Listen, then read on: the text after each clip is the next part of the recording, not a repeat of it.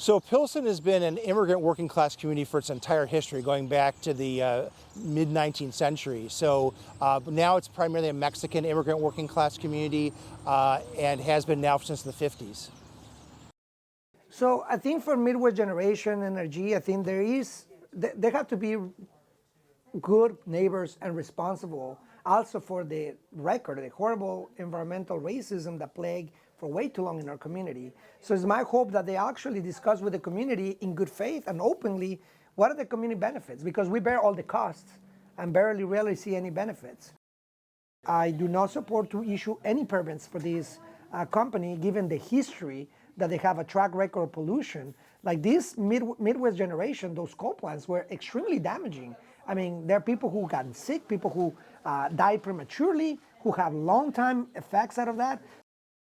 People can say, well, the peakers, they only operate occasionally. They're not nearly as big of a pollution source as the coal-fired power plant was when it was operating. But the problem we have within a neighborhood like Pilsen is there's so many, a big cumulative impact of so many different sources. We got all the diesel truck traffic. We got all these other smaller plants operating in the industrial zone here. So this is just one more piece of that puzzle, one more thing that adds to that cumulative impact of the air pollution in the neighborhood.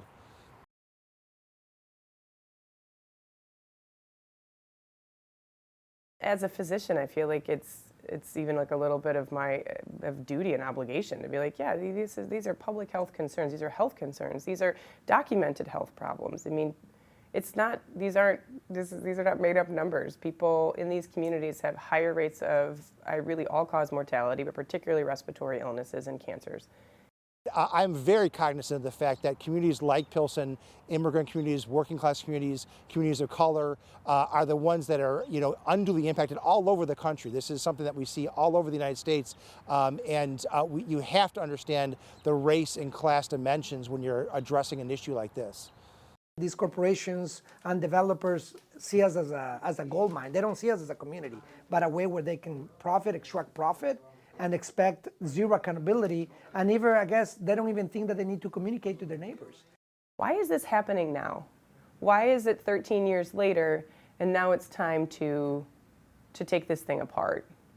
And I think because there's so much bad faith and people's memories and lived experiences about how they've been treated, that there's not a perception that it's going to be something good.